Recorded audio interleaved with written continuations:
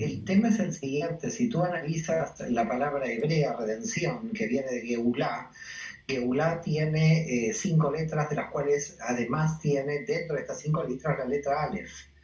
Y justamente hay una palabra en hebreo que no tiene la Aleph, que es Golá, que quiere decir exilio o diáspora. Okay. Quiere decir que hay algo muy importante entre la palabra redención y la palabra exilio. Hay una diferencia, que es solamente una letra, la Aleph. Okay. El Aleph implica la conexión con el infinito divino, la conexión con la luz divina, y cuando uno tiene esa conexión está redimido. Cuando uno no tiene esa conexión está exiliado. Quiere decir que el exilio y la redención no son ni cuestiones políticas, ni cuestiones de ningún otro tipo, que una cuestión espiritual del alma con respecto a la divinidad del infinito. Ahora, el problema, la paradoja, ¿dónde está? La paradoja está en que en realidad para crear esta creación, el infinito se tuvo que exiliar, con lo cual nosotros somos almas, somos energías del exilio de la divinidad. Es decir, para la Kabbalah, nosotros nos fragmentamos, todo el universo es una fragmentación del infinito, todos somos fragmentos, fragmentos que nos creemos independientes, que tenemos la ilusión de la independencia, pero que en realidad, cuando aparece el problema del exilio, estamos hablando de la desconexión. Tenemos un problema cuando nosotros nos desconectamos del cosmos, de lo cosmogónico. Por ese motivo, la espiritualidad con respecto a la psicología, y siempre hay como un camino en común, en principio, pero no en el final, porque en el final la espiritualidad siempre es cosmogónica, sale del yo, sale del fragmento, sale de la persona y va hacia la redención del universo. Es decir, va hacia la conexión, si hablamos de redención, de todos los fragmentos de energía que hay dentro de la realidad con respecto al infinito. Por lo tanto, si querés de alguna forma decir, bueno, vamos a ver el concepto de redención. ¿Qué es redención? Redención es un estado de conexión. Esto sería redención. Y un estado de conexión que tiene que ver con una conciencia cosmogónica por el cual nosotros no somos en un nivel muy alto sujetos, sino que pertenecemos a un continuo de energía dentro del universo. El tema es que cuando nosotros descendemos a esta realidad de la materia, nosotros, nuestra subjetividad nos lleva a pensarnos diferentes, a pensarnos independientes, que es la idea de la existencia, porque la idea de la existencia es sentirnos independientes. Pero el problema es que en el extremo de la independencia podemos sentir desconexión. Y eso es el exilio. Cuando nosotros entonces hablamos de redención, es la reconexión que uno tiene que realizar con el infinito divino a nivel cósmico. Eso sería la redención. Si la divinidad nos autoexilia, no podría haber procreación.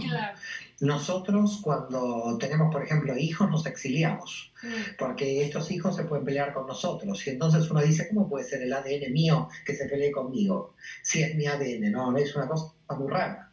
Es decir, yo lanzo ADN al universo y yo puedo tener una relación distante con un hijo, pero al final es como mi ADN. Entonces, ¿qué está pasando? Nosotros somos ADN del infinito divino, todos nosotros, todo lo que existe aquí, y cuando nos sentimos desconectados decimos nuestro ADN no tiene conexión con el infinito. Cuando nosotros tenemos conexión, estamos diciendo estamos conectados con ese ADN. Ahora, el universo en sí mismo no es una entidad independiente absolutamente del infinito, dado que el universo tiene tiempo y espacio que puede volver a cero. De hecho, los físicos entienden que el universo en algún momento va a terminar. Así como nació el universo va a terminar. Lo que no se sabe es cómo va a terminar, si termina por desgarramiento o por implosión. Nadie sabe exactamente cómo. Pero los cálculos de los físicos es que en 200.000 millones de años, así que todavía hay un poco de tiempo para hablar de estos temas. De todas maneras, nosotros, nuestra civilización no creo que dure tanto, porque la vamos a destruir antes. 200.000 millones de años tiene más o menos el universo para vivir, y luego, de alguna forma, morirá. Entonces, cuando decimos que algo nace y algo muere, en realidad no es que ni nace ni muere nada, es solamente que el infinito se retira, crea el universo, y dentro de este universo que se ha creado aparecen todas las fragmentaciones, que son de algún modo esos reflejos de la divinidad dentro de esta realidad. Esto es un poco como cuando tú pones una luz a un prisma Y en principio la luz es única y después se descompone en diferentes colores. Claro, cuando se diferencian en diferentes colores, el rojo dice soy rojo, pero en realidad puede no reconocer su origen en la luz. O el azul puede decir soy azul, puede no reconocer su origen en la luz. ¿Qué es la espiritualidad? La espiritualidad es la advertencia o la idea a cada uno de los colores de que pertenece a la misma luz. Es decir, en realidad sucede que nunca estamos desconectados, solamente que cuando tenemos conciencia de desconexión parece que estamos desconectados. Claro. Entonces es lo que estás diciendo tú exactamente, es decir, la pérdida de nuestra conciencia de conexión parece que se pierda la conexión, pero la conexión nunca se pierde. Entonces en un libro muy oculto, bueno, está estudiado por el movimiento jasídico de 1796, se llama el Tanya, está en castellano, la gente lo puede adquirir en 5 volúmenes o en un volumen, es de 1796, se dice, claro, el mal, aunque tenga una desconexión tal de falta de conciencia y de oscuridad, tiene que tener algo de luz, porque alguna conexión lo tiene que sostener, si no es imposible. Entonces, el más malo de los malos tiene que tener alguna luz que por lo menos lo mantiene en esta existencia vivo, aunque siga cometiendo maldades, porque en realidad, si no, no podría sobrevivir claro. sin esa conexión de luz. Ahora, esta persona o lo que sea, este ente inteligente, si pierde conciencia, puede creer que no tiene conexión, aunque la siga teniendo. La sola existencia, desde el punto de vista de espiritualidad, es una mínima conexión dentro de la materia. Y por lo tanto, esa mínima conexión implica que existe una función. Claro. El único problema del mal es cuando hay una función desviada. Ese sería uno de los problemas del mal, la función desviada. Es decir, yo tendría que poner la energía aquí y la estoy poniendo en otro sitio. Ajá. Entonces, al ponerla en otro sitio, no me doy cuenta. Bueno, me enseñaron, tuve malos padres, tuve una historia, etcétera, etcétera, y no sé bien cómo distribuir mi energía. Pero energía tengo, energía que funciona. Lo que pasa es que si no la sitúo correctamente en el espacio-tiempo en el que vivo, estoy creando de alguna forma un mal que es una caída en el nivel de conciencia. Claro. Es decir, es una caída en la desconexión, a pesar que, como tú dices, desde el punto de vista estructural, nunca se corta la conexión. El problema del hombre en todos los tiempos. Lo que pasa es que en todos los tiempos había problemas mucho más angustiantes que el problema que tenemos nosotros hoy. Ahora, gracias a Dios, tenemos lo que se llama el problema del vacío existencial, de la gente que no sabe por qué vive. Claro, probablemente alguien podría decir antropológicamente, cuando en el Imperio Romano la máxima de vida era 35 o 40 años, era difícil pensar por qué vivo, claro. Porque ya prácticamente estaba muerto. Entonces no había forma. Esto es un poco como me dicen por qué había tan pocas separaciones en la edad antigua, que quedabas viuda antes. Exacto. Entonces, como quedabas viuda antes no te tenías que separar. Siempre claro. Quedabas viudo antes. Ahora la gente tiene 3 o 4 parejas a lo largo de la vida, largas, y la pregunta es ¿por qué? ¿Y por qué no te moriste antes? Bueno, lo mismo pasa, calculo que hoy llegamos todos al vacío existencial, al hastío, al aburrimiento, a no saber por qué se vive. ¿Y por qué? Porque gracias a Dios la medicina avanzó, podemos vivir una mayor cantidad de años y nos podemos dar el lujo de entrar en la crisis existencial. Exacto. Ahora, ¿qué es la crisis existencial? Es realmente entender cuál es la función que tenemos en esta realidad. Es decir, todo tiene una función y nosotros dentro del sistema también tenemos una función. Uh-huh. El gran drama, dice Cordovero, uno de los grandes místicos de Safed, de la Galilea, del norte de Israel, del siglo XVI, es el mayor privilegio de un alma, del ser humano en este mundo, saber por qué vino a esta existencia. Es decir, para los místicos, el conocer por qué tú vino a esta existencia es el mayor privilegio. ¿Por qué? Aquí, ¿cuál es tu privilegio? ¿Comprarte un auto? ¿Cambiar de marca? Aquí, ¿cuál es tu privilegio? Ese no es ningún privilegio. Eso, bueno, lo tienes que hacer, lo haces. De alguna forma podríamos decir que la gente está agotada de la vida administrativa. Okay. Hemos tenido mucha vida administrativa que yo ni la cábala de ninguna manera la deja en segundo plano, porque uno tiene que tener un orden en la vida material. Así es. Pero la vida material es un instrumento para la vida espiritual en general, es decir, para ver cuál es mi misión en la vida. Y la misión en la vida de cada uno es completamente diferente. Cada uno tiene su misión en la vida que la puede descubrir a través del árbol de la vida, es decir, a través de un mapa que existe dentro de la Kabbalah, ese mapa que tiene 10 diferentes dimensiones. Sí. Y entonces una persona dice, bueno, ¿cuál es mi misión en la vida? ¿Cuál es el sentido de mi vida?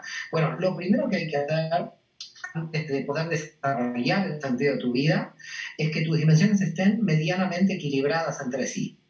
Porque una persona que tiene grandes desequilibrios en las dimensiones, aunque pueda descubrir el sentido de su vida, no puede llevarlo a cabo, porque tiene tal nivel de caos entre las dimensiones. Okay. Entonces, claro, hay que tener primero las 10 dimensiones más o menos, o por lo menos las 7 inferiores del árbol de la vida, que son la estructura básica de organización. Estamos hablando que estén ordenadas, no que estén equilibradas. Yo marcaría aquí una diferencia conceptual entre equilibrio y organización, porque en la Cábala se tiende a la organización de la energía, pero sabemos que nunca se alcanza el equilibrio, porque cuando alguien está hablando de equilibrio, está hablando de algo estático que no se mueve, y cuando algo está creciendo, el crecimiento, por definición, es ¿caótico? ¿Cómo? Perdón. ¿Podríamos decir que tiene momentos de caos? El crecimiento provoca el desequilibrio. No, cuando una persona está creciendo mucho, tiene que tener mucha estabilidad psíquica para aguantar tantos desequilibrios. Okay. Digamos, nosotros en la Cábala lo que hacemos es entrenar a las personas para que pasen la mayor cantidad de desequilibrios posibles si quieren crecer. Wow. Porque cuando alguien viene a un curso y dice, Saban, yo quiero crecer, yo ya me agarro la cabeza por dentro, porque yo ya sé que va a pasar por un montón de desequilibrios. Sí. Cuando alguien a mí me está diciendo que quiere crecer, lo que no sabe traducido es que me está diciendo, quiero provocarme a mí mismo desequilibrios. Esto es lo que está diciendo. Okay. Entonces, el crecimiento es provocarse desequilibrios. Ahora, desequilibrios que van a dar lugar a una nueva redistribución de energías, y esa redistribución de energías pueden ser integradas a la personalidad y esa integración puede provocar otro desequilibrio porque ya esta estabilidad ya no te sirve para poder seguir creciendo. Claro. En definitiva, tenés que estar muy estable psíquicamente para provocarte una cantidad muy grande de desequilibrios para crecer. Porque si el precio a pagar es un desequilibrio permanente, lo que no puedes hacer por crecer es quedar desequilibrado. Claro, claro. Entonces, lo que uno tiene que hacer es crecer sin terminar desequilibrado. Sí. ¿Cómo se hace?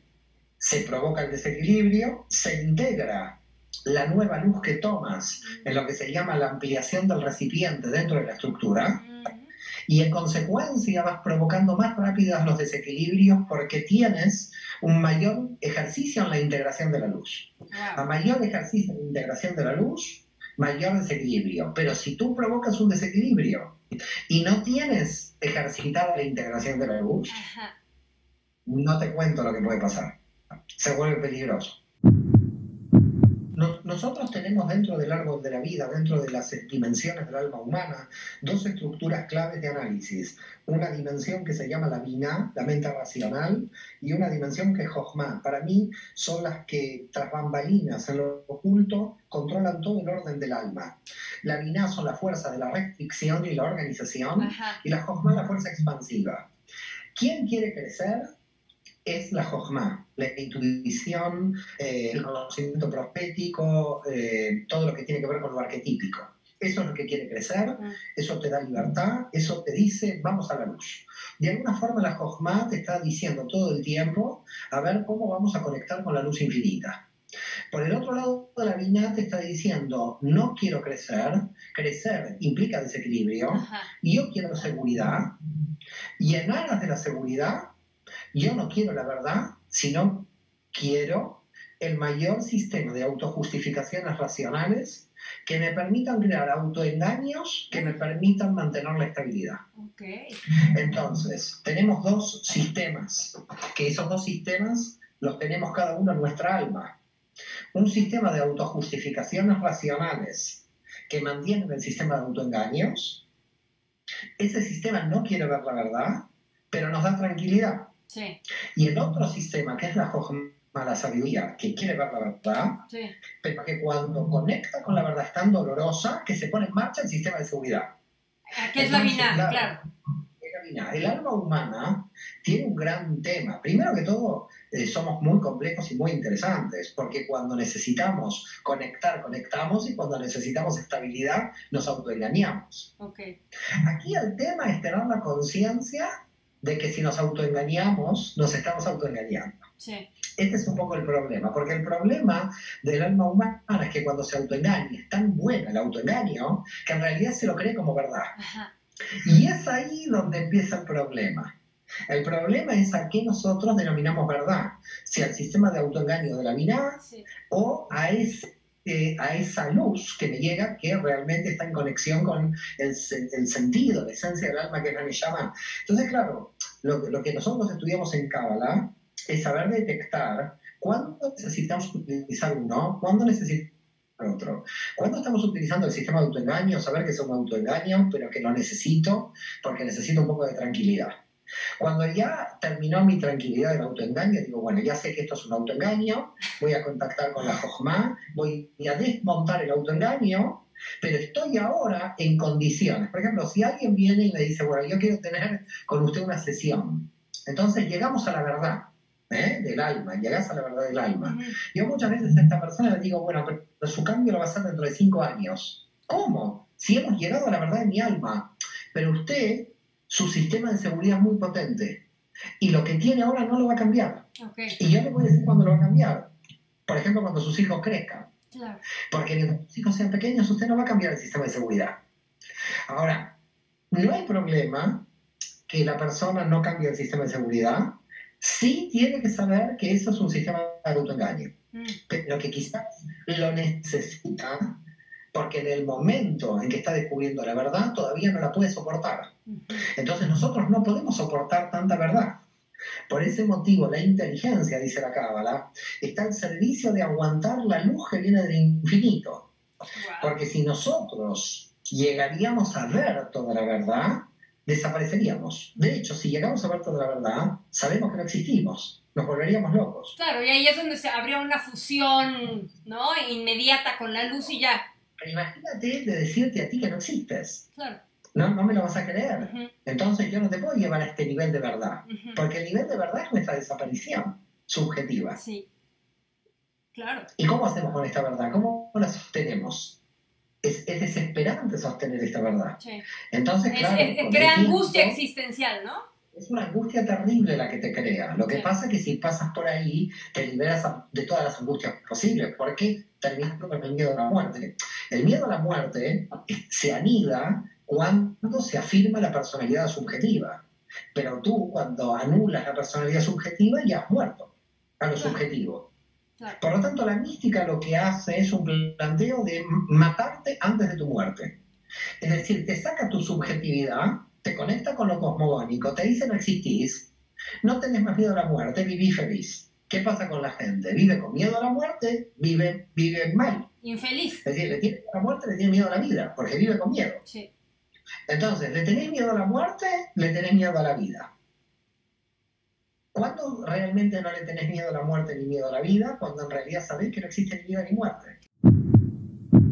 Mira, en general yo creo que cada generación se da tanta importancia que cree ser la última y la que va a redimir a la humanidad.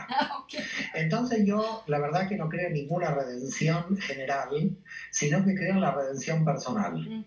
Es decir, que en realidad creo más en el cuento que dice la tradición judía. Si te dicen que llegó el Mesías y estás plantando un árbol, ¿qué tienes que hacer? Seguir plantando el árbol hasta terminarlo. No vayas a saludar al Mesías y dejes el árbol sin plantar. Por lo tanto, yo creo que hay que tener mucho cuidado con la apocalíptica del final del mundo, de las profecías que dicen aquí vamos a pasar una nueva era, a una gran... Yo creo que hay que ser muy cautos, porque en cada generación, como te dije, se da tal nivel de importancia que cree vivir la propia redención. Sí. Es decir, que queremos salvar a la humanidad. Yo no sé si habría que tener tanta pretensión y tanta soberbia, Sí entiendo la historia en los términos del judeocristianismo como una historia de progreso hacia la redención final, eso sí, pero no que estemos dentro de la redención final, es decir, lo veo muy lejano. Además los cabalistas también lo ven muy lejano porque ponen unos miles de años más para entrar en el séptimo milenio, donde faltan 220 años, es decir, en el año 6000, estamos en el 5780. Por lo tanto, la redención humana de esta civilización la veo todavía larga. Creo que no habría que especular tanto en términos macro, sino en que cada uno de nosotros intente cambiar y realiza su redención particular. Okay. Es decir, yo creo más en los cambios interiores y pequeños, en los trabajos hormiga, en lo diario. Creo más en lo extraordinario de lo cotidiano que en lo extraordinario de lo extraordinario. Creo que lo cotidiano es extraordinario y creo que la desesperación del ser humano hoy es no poder ver lo extraordinario en lo ordinario. Creo que el problema que tiene el ser humano hoy es que ve ordinario lo ordinario y entonces se desespera. ¿Por qué? Porque no ve sentido a eso que hay ordinario cuando en realidad tú, dice la Cábala, ves el mundo invisible que te rodea, todos los misterios que hay, pero los misterios de cómo son los átomos, ¿no? Ves una pared y dices, Dios, ahí adentro hay átomos que yo no puedo ver. Claro. Si una persona se puede levantar a la mañana, dicen los cabalistas, y ver la vida nueva como un niño, y vuelve a buscar todo como un niño sorprendido, está transformando lo ordinario en extraordinario. Por eso yo creo que para mí lo milagroso está en lo que es común, no en un gran milagro, porque también se debate mucho en la mística del judaísmo, en la Kabbalah, cuando nosotros hablamos de qué es un milagro. Un milagro es algo que podía pasar, que baje el mar, la baja mar del Mar Rojo, y la gente cruce. Eso podía pasar, porque podía haber un tema con la luna, y entonces... Pero ¿cuál es lo milagroso? Que haya pasado en el momento en que se necesitaba. Exacto. Entonces, el problema es que si uno, diría la Cábala, pudiera, y los cabalistas han logrado a través de los siglos, que esto es la clave, lograr un éxtasis en lo cotidiano, lograr un éxtasis en mirar un árbol. Eso está muy bien. Éxtasis en esta entrevista, mirar un éxtasis, gozar un éxtasis con un vaso de agua. Un poco, en cierto modo, la frase de Einstein que decía, unas frutas, agua y un violín, ¿qué necesito más para mi vida? La famosa frase de Einstein, ¿no? Sí. Es decir, yo creo que en lo pequeño está el poder, en las pequeñas cosas está el poder, que nosotros no hemos valorado en función de las grandes cosas. Entonces, claro, estamos en función de la superredención universal, de a ver, te va a llegar a Plutón, pero un pequeño virus invisible nos está matando a todos. Así es. Entonces hay que tener como mucho cuidado de proyectar sobre lo general, sobre lo macro, una redención que tiene que empezar por cada uno de nosotros. Okay. Es decir, como decía Abraham Abulafia, el Mesías es tu interior, cada uno de nosotros es el Mesías, y en realidad, si uno realmente se siente a sí mismo como el Mesías, ¿qué importancia tiene cuando se levanta por la mañana? Soy el Mesías. ¿Sí? ¿El Mesías de qué? No de toda la gente. Soy el Mesías de mí mismo. Me tengo que redimir, tengo que sacar lo mejor de mí. Entonces la pregunta de todos los días es, ¿yo he sacado lo mejor de mí? ¿O yo no he sacado lo mejor de mí? Y cuando uno se acuesta por la noche, dicen los cabalistas, ¿cuál es la pregunta? ¿Hoy he aprendido algo nuevo? Porque si yo me contesto que no aprendí nada en ese día, es, dice Nachman de Bratslav, como si hubiera estado muerto. Es un día que no se cuenta. Ajá. Tú no aprendiste nada hoy, estás muerta. Claro. No tiene sentido ese día. Claro. Porque en realidad lo que tiene que ver es el aumento del nivel de conciencia. Estamos aquí para el aumento del nivel de conciencia. ¿Alguien quiere llegar a la redención global? Entonces aumenta el nivel de conciencia. Mira, yo creo mucho en una frase medio jocosa, medio en serio, de Franz Kafka, cuando dijo, el Mesías va a llegar cuando ya no lo necesitemos. Es decir, en realidad, cuando llegue la era mesiánica, cuando llegue la redención, es porque hemos hecho todo el trabajo. Claro. Pero todavía no hemos hecho todo el trabajo. Quiere decir que en realidad tenemos que seguir haciendo el trabajo. Y creo que lo curioso es que, y esto lo decía el Maral de Praga, otro de los grandes cabalistas, decía, lo que la gente no sabe es que en el exilio El exilio es la primera etapa del comienzo de la redención. Es decir, que cuando uno está exiliado, no está exiliado, está en el proceso de redención.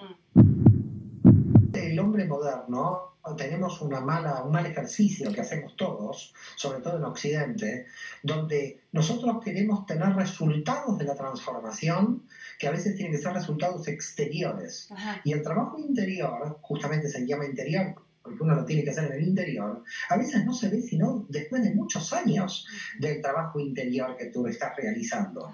Así que el trabajo interior que tú realizas hoy probablemente se podrán llegar a ver dentro de 20 años. El trabajo interior con respecto a la revelación exterior es como la luz que viene de otro astro que está viajando durante miles y miles de años luz. Porque a veces el trabajo interior que estás haciendo hoy se puede ver dentro de 5 o 10 años en la personalidad, porque se tiene que integrar. Hay un proceso de integración. Por ese motivo es tan peligroso todo lo que tiene que ver con lo psicodélico, todo lo que tiene que ver con lo químico, como drogas químicas que te llevan a la iluminación. ¿Por qué es peligroso? Porque en realidad la gente se ilumina, es verdad, pero no integra, no baja esa luz a la personalidad. Aquí el tema es que a la gente hay que explicarle que la espiritualidad, aunque nosotros siempre estamos escuchando que es un flujo de la energía que hay que aceptar y que hay que abrirse, y que es muy bonito estas palabras y decirlas así, la espiritualidad es un trabajo muy duro. A la gente no hay que mentirle, a la gente no hay que decirle, mire usted, haga tal posición de yoga y mire el cielo y tome un zumo verde, porque después le grita al vecino y le tira un plato por la cabeza. Así es, claro. Eso, hay que tener mucho cuidado. La espiritualidad no es una forma externa de que el ego, porque cuidado que el ego en lo espiritual es muy peligroso. Muy. Cuidado que alguien te dice, mira, yo hice tantos cursos de coaching, de mindfulness, me tomo zumo todo el día, hago tal cosa, hago tal otra cosa, y después le tiro el plato por la cabeza a la hermana. No, hay que tener mucho cuidado. También el ego hace su trabajo en el mundo espiritual. Entonces también en el mundo espiritual hay que tener mucho cuidado con ese ego, porque los gurúes de repente van saliendo como moscas en el mundo espiritual y tú dices, pero ¿cómo puede ser?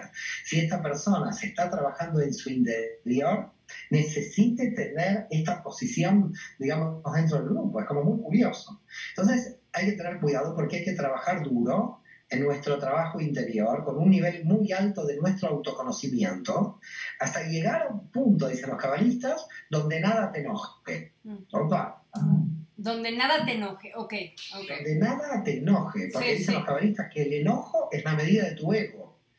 Okay. Entonces, claro, nada te enoje, ¿quién nada te enoje? Dios mío, te sacan en la plaza del parking y decís encantado, amor al prójimo. Claro. Es fuerte el rock espiritual, ¿no es? Vaya. Es lo que se llama la guerra interior, así se llama en la cábala. La guerra interior, la guerra de uno mismo para controlar la fuerza. Es decir, en la cábala decimos, ¿quién es fuerte? El que controla su fuerza. Hay gente que entra en la espiritualidad como fuga de la materia y que en realidad necesita la espiritualidad para fugarse de la materia porque no está pudiendo soportar la materia. Quiere decir que entonces no está aprendiendo de la materia en su camino espiritual. Es decir, es muy importante la función de la materia en el camino espiritual, por eso nos hicieron con un cuerpo. Pues sí. Porque si no nos hubieran hecho sin cuerpos, hubiéramos sido entes como Neshamot, como decimos en hebreo, almas desencarnadas. Es decir, estamos en la materia porque la materia tiene su función. Probablemente la función de la materia sea las serias limitaciones que tiene la materia. Porque claro, si nosotros venimos del infinito lumínico y nos vemos atrapados dentro del cuerpo, decimos, Dios mío, esto es una cárcel. Pero justamente está ahí el entrenamiento. El entrenamiento está donde te encuentras peor. Es decir, donde te encuentras en una situación de mucha limitación. Sí. Pero si tú puedes entender por qué es la limitación, porque la limitación del vaso, de repente yo no me quejo, quiero un vaso más grande, no. La limitación del vaso es para que yo pueda beber de acuerdo al agua que me den del vaso. Entonces, hasta que yo no entiendo que la limitación del vaso está al servicio de qué. Por lo tanto, en la realidad de nuestro universo, todas las limitaciones están al servicio de algo y la materia también. Si yo me fugo de la materia, no estoy aprendiendo de las limitaciones de la materia para crecer más en mi camino espiritual. Y por lo tanto, entonces estoy buscando en lo extraordinario algo extraordinario que cuando vuelvo del retiro espiritual me quiero matar. Claro. Por eso la gente cuando vuelve del retiro espiritual dice, Dios mío, tengo que ahora ir a trabajar. Si alguien que fue un retiro espiritual, luego del retiro espiritual, se encuentra en que no puede asumir la vida laboral, el retiro espiritual fue muy malo porque ha dualizado, ha dividido lo espiritual con la materia. Cierto. ¿No? Esto es otro de los problemas que plantea también la espiritualidad. La espiritualidad no se puede usar como fuga emocional, de ninguna manera. Lo que tiene que servir es para mostrar un continuo de energía en forma permanente dentro de la materia. En todo momento de la materia, en cada situación de la materia, yo tengo que estar en conexión con ese punto extraordinario hasta llegar al éxtasis total, donde tú puedes ver todo extraordinario dentro del campo de la materia. Ese es el místico realmente que ya llegó a lo que podríamos decir un nivel de Keter, en el árbol de la vida, la dimensión más alta, cuando todo está al servicio de subir el nivel de conciencia. Algunos dicen, bueno, ¿qué características tendría la redención? Dice, no habrá ni comida ni bebida, ni habrá procreación, dice el Talmud. Es decir, ya no habrá ni comida ni bebida. No habrá ni comida ni... Cuando dice no habrá ni comida ni bebida, puede estar hablando, pero claro, ya es muy futurología, pero estamos hablando de muchos años más adelante, quizás 2 o 3 siglos más adelante, que es la desmaterialización de nuestra conciencia. Nuestra conciencia todavía opera dentro del cuerpo humano, ¿no? Pero para la Kabbalah probablemente quizás nuestra conciencia no necesite del cuerpo humano en algún momento de la redención. Porque ya vamos a utilizar los límites de la materia para elevarnos en otros niveles. Es decir, probablemente podríamos en algún momento casi dejar el cuerpo humano para pasar, pero estamos hablando de cosas que son muchos misterios que se van a resolver en el futuro. Todavía no estamos en... Es como explicarle a nuestros bisabuelos lo que es WhatsApp. Claro. De que yo le escribo a alguien que está en China y le llega lo que le escribo en China, mi bisabuelo me dice eso no existe. Sí. Entonces, pero va a existir. Lo que puede llegar a existir, dicen los cabalistas, algunos están casi totalmente convencidos, es que nuestra conciencia en el nivel de Neshama no pertenece al estado de la materia y que cuando alguien está muerto está más vivo que nosotros. Porque cuando alguien está muerta y pasa al otro lado, cuando decimos al otro lado, no es a otro lado, es a este mismo lado, solamente que cambia el nivel de concentración de materia y el alma de la persona, la Neshama del otro lado, está viviendo sin cuerpo. Es decir, no hay necesidad de cuerpo. Por lo tanto, vuelve al cuerpo para volver a aprender lo que tenga que aprender. Por lo tanto, existen, podríamos decir, niveles de conciencia fuera del cuerpo, si todos los muertos están en niveles de conciencia fuera del cuerpo. Llegará un momento donde nosotros tendremos niveles de conciencia fuera del cuerpo. En cierto modo podríamos decir que vamos a estar todos muertos, pero todos vivos en otro nivel de conciencia. Es muy difícil de explicar estos niveles de Cábala. Y hay almas que ya, dice Jaime Vital, no retornan más a la realidad física, porque esas almas ya hicieron todo el proceso de redención. Es decir, hay almas que hoy ya están redimidas, que no necesitan proceso de redención. Y hay almas que están redimidas que vuelven a la materia solamente para enseñar a otras, pero no tendrían que volver. En realidad hay una cosa muy curiosa y muy secreta en la Cábala que dice, todas las almas son obligadas a venir y todas las almas son obligadas a irse. Las almas no quieren venir otra vez al cuerpo, otra vez a la limitación. Lo que es la pareja, otra vez lo que es los hijos, el alma otra vez con todas las limitaciones, no quiere entrar en las limitaciones. Ahora, tampoco después de que ya sabe cómo funcionan las limitaciones se quiere ir, porque ya no se quiere morir. Entonces, claro, el alma no quiere nacer ni quiere morir. Por eso dice la Cábala, obligada a nacer y obligada a morir. En realidad, siempre es un proceso de aprendizaje. Lo bueno que tenemos cuando estamos en la materia es que el proceso de aprendizaje se hace aquí, no se hace del otro lado, porque dice la Kabbalah que no hay aprendizaje del otro lado. Del otro lado ya estás en el estado en que saliste de aquí. Por lo tanto, todo el aprendizaje lo tienes que hacer aquí. Y justamente los obstáculos están diseñados para que el aprendizaje se haga lo más rápido posible. No lo mejor posible, porque hay obstáculos que son terribles, pero lo más rápido posible. O sea, es una oportunidad preciosa estar aquí encarnados. Es una oportunidad preciosa, aunque vivas un día en esta tierra. Es decir, porque hay mucha gente que dice, bueno, el bebé se murió a los 30 días, o tuvo una desgracia y el niño se murió. Cuidado, es un poco nuestro egoísmo como seres humanos que querríamos que tal bebé crezca, que tal niño crezca. Pero lo que vivió esa persona, 30 días, 40 días, 20 años, lo que vivió trajo luz a este universo, trajo luz al mundo. Es decir, la gente lamentablemente lo mide por el tiempo. No es el tiempo, porque puede haber una persona con 100 años en la plaza, hace 40 años que no hace nada y quedó la luz ahí atrapada. Acá puede venir un día dentro de esta realidad. Al otro día el bebé murió, toda la familia está triste, queda claro, muy acongojada, muy mal. Ese día, esa alma reveló luz al mundo. Y esa era su misión.